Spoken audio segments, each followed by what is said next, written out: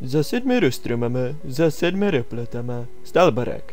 Ale nebyl to jen tak obyčejný barák, byl to barák, před kterým se právě odehrávala bitva dvou takzvaných gangů, které bojovali o léčivý hamburger. Hamburger nebyl sice léčivý, ale dělal ho SpongeBob. Každý ho měl jaksi rád, ale teď už na místo činu.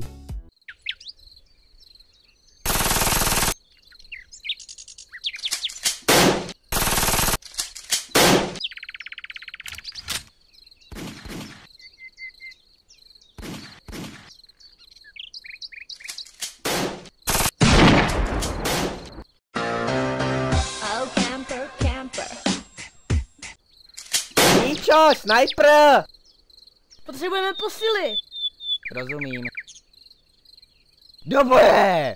Ty kreténe, ty jsi z jiný doby nebo co? OK, aha.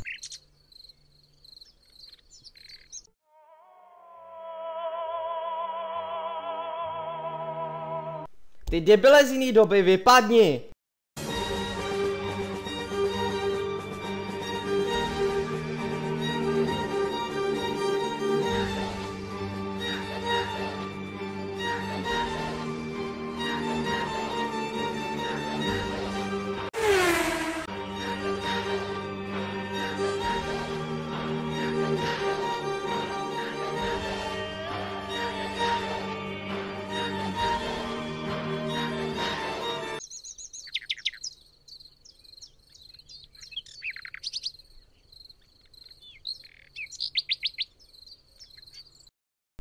Hamburger se nikdy nenašel.